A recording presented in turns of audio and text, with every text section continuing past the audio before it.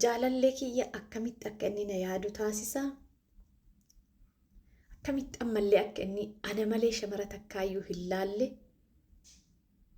ta'isaa ta'uu barbaada. Isa argachuu barbaada. Akkamitti onnee isaa seenuu barbaada. Okay.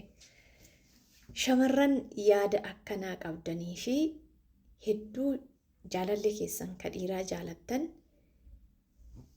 harka deeffattanii haga dhumaa abbaa manaa godhachuu yoo barbaaddan maloota garagaraa isiniif himaa dhageeffadhaa. Jechoota isin fayyadamtan ka garagaraa ka isin lamaan konneekshina keessan hedduu jabeessu ka ta'e jechuudha.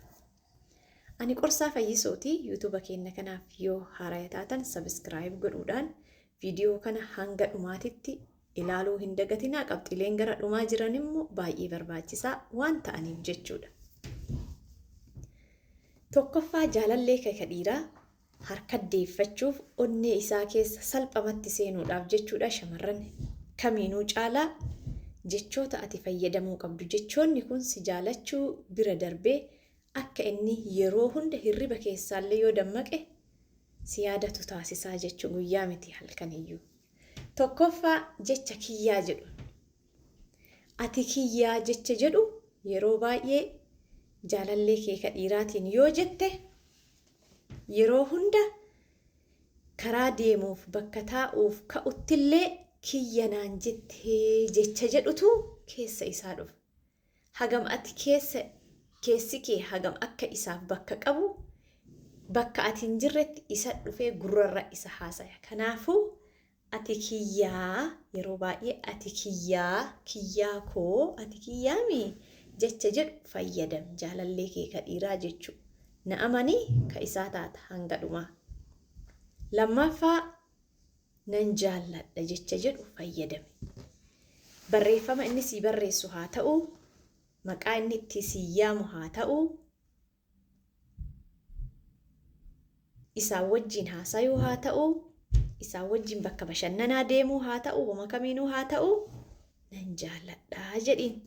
Barreeffama kee dubbisu nan jaalladhaa bar. Si wajjin karaa irra deemu nan jaalladhaa bar.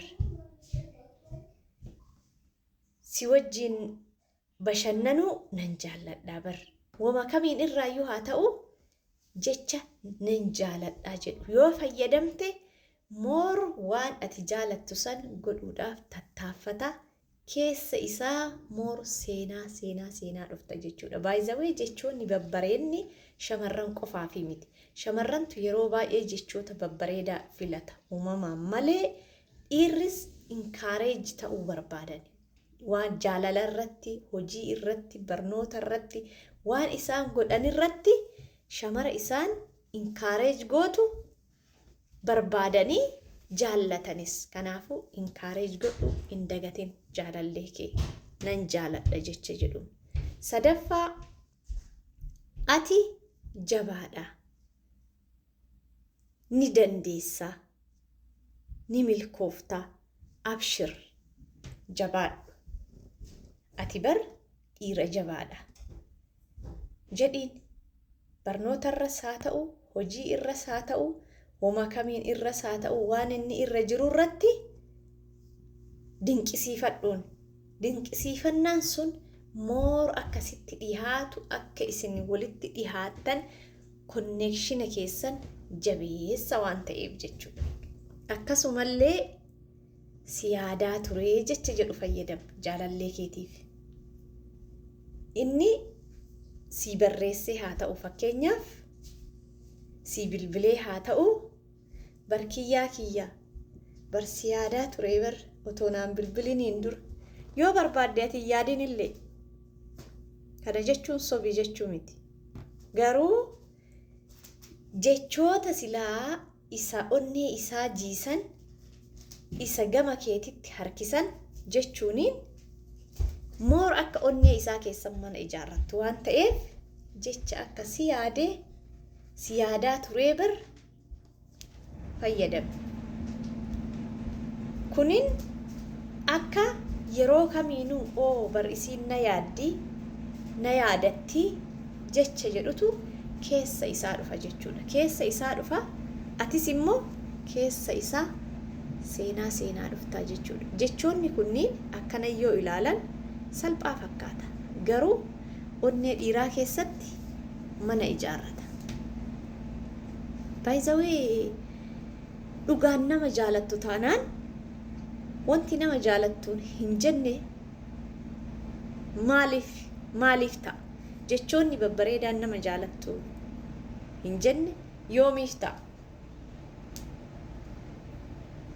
Yaanni nama jaalattu hin yaanne eenyuuf akka yaadduuf si fayyada. Addunyaa tana gubbaa bar yeroo takka jiraanna. Yeroo takkatti jiraannu tana keessa silaa jaalannee jaalatamnee yeroo bareedduu dabarsuu feenaami.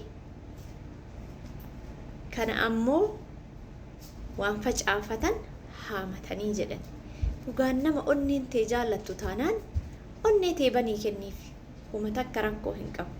Namoonni tokko maal jedhanii yoo akkana jedheen maal naan jedha yookaan immoo na teezzabinnaa laata, waanaan jedhinnaa laata, baay'ee na jaalatti jedhinnaa laata. Is good. Bakka baay'ee jaalatte, baay'ee jaalachuun kee namummaa kee agarsiisa. Jaalalaaf wareegamuu kee agarsiisa. Nama jechuun nama jaalalli maal akka ta'e beekuudha.